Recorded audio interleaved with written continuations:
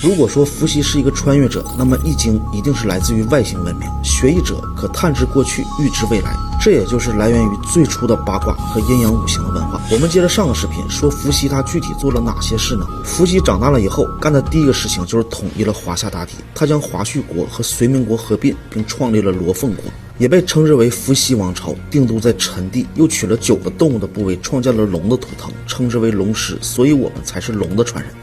在统一之后呢，伏羲便更像是一位穿越者了。他先是教会了人们打鱼捕猎，将各类捕兽的方法结合，这一点还好。而更加奇怪的是，伏羲还教会了人们驯养野兽，让当时那个时期的人们就会驯养家畜，这让当时的野蛮时代一下子就进入了文明时代。人们也刚开始不像动物一样认自然的摆布。在随后呢，伏羲又开始改变了原有的婚姻习俗。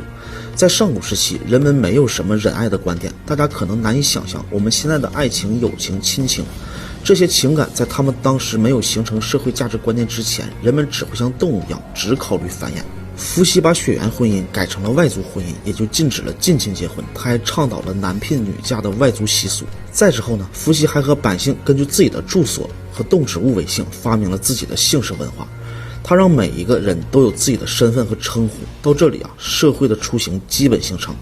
但是除了以上说的这些呢，还没有说到伏羲真正称神的地方。我们接下来讲一下伏羲最为神奇的创作八卦。其实在我们的地球上存在着许多与现代文明隔绝的原始部落。就拿我们中国来说，在云南省的大山深处就有一个叫做翁丁瓦寨的一个寨子，它被称之为是中国最后的原始部落。今天呢，我们继续来聊聊原始部落的故事。还是老规矩，想和我从基础开始学习易经术数的，看完视频来主页粉丝群领取一份你免费的课程和笔记。这个寨子呢有400多年的历史，但是依旧还是保持着原始的建筑和风土人情。但是这些古老的部落在一定程度上与现代文明都有过不多不少的沟通和接触。可唯独我们上集说到的这个北少冰岛，它真的是孤单飘落在海中，几乎没有受到任何现代文明的感染。直到今天呢，他们甚至连自己所属国家是印度都不知道是一个什么样的概念。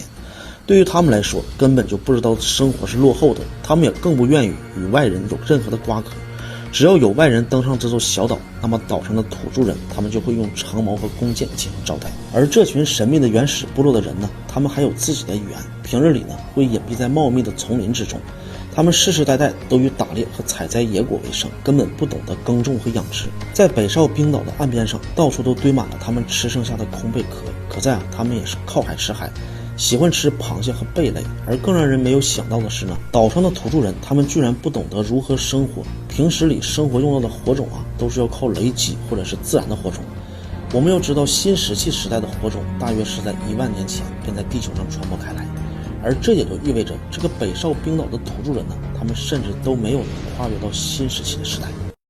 我们看这张图，这是一张加拿大偶然拍到的狼群站位图，绝对是让人不寒而栗。这是25只狼，典型狼群，分为4个阶梯队。你能找到哪个是他们的老大吗？你肯定认为老大必然是走在第1梯队的，而且走在最前面。其实不然，走在最前面的这3头狼里面，不但没有老大，而且还都是老狼。他们经验和阅历都是最老的，让他们走在最前面，不但可以防止他们掉队，还能控制整个狼群队列进行的速度和节奏。既然没走在最前面，那应该是站在最中间的 C 位了吧？那你又错了。第2梯队这5头狼是狼群里面最精锐的战斗力，万一狼群受到了攻击，可以及时补位，保护前翼。而第3梯队的狼群则是狼群中的妇女儿童，是狼群的未来，受前后梯队的保护。紧随其后的第4梯队跟第2梯队呢，都是狼群中的精锐，负责保护狼群的后裔。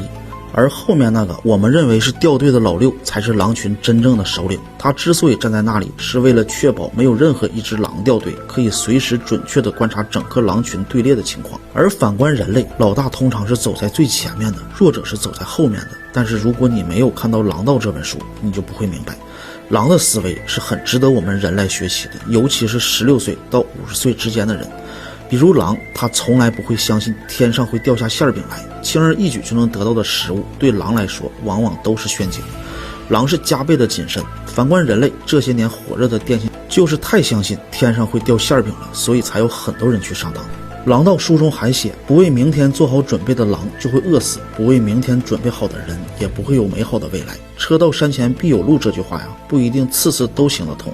路是我们提前铺垫准备的。还有狼的对手只有自己。反观人的强大，同样不是击败别人，而是战胜自己。而最主要的呢，狼虽然很勇猛，但是战力是有限的，狼群才是真正的所向披靡，能让老虎都退兵三舍，能让猎人也避其锋芒。所以《狼道》这本书我还是推荐给大家的。虽然它给你带不来财富上的很大的改观，但是能提升一下心智。总之啊，只有好处，它没有坏处。近年来，我们的考古专家发现了秦始皇祖母夏太后的墓葬，里面竟然出土了让大家非常惊讶的东西。当然了，不是什么金银珠宝，而是一个长臂猿。老规矩，喜欢风水玄学的识人术可以来我的主页粉丝群领取资料，可以参加免费的学习。下面呢，我们聊夏太后的墓。当时世界的顶尖科技奇观杂志《科学》专门出了一期就讲这件事。那么科学杂志为什么要登这个呢？首先我们要讲，在人的墓里啊找到长臂猿，这确实是世界历史上没有发生过的事情。但是这也没有资格上科学的，而最主要的原因是全世界都没有这种长臂猿，这是一个我们从来没有见过的品种，所以科学觉得它太奇怪了。其实在我们的国家还没有这么完整的长臂猿的骨骸，我们一般所见到的都是一点牙齿和碎骨，但是秦始皇的祖母夏太后的墓里面能找到这么完整的一具长臂猿的骨骸。然后啊，科学家用这个奇怪的长臂猿的骨骸和我们国家目前所有的一共6种长臂猿的品种进行了对比，发现它居然不属于这6种之内。那么就有一种可能，它已经灭绝了，因为我们国家目前这6种里面的2种白掌长臂猿和白颊长臂猿就已经灭绝了。但就算是灭绝了，也应该有历史记载资料的，不可能一点痕迹都没有留下来。于是就找到了伦敦动物研究院的专家来请他们帮忙查找，对比一下全世界范围之内存在过所有数百种的长臂猿的品种里有没有这种长臂猿。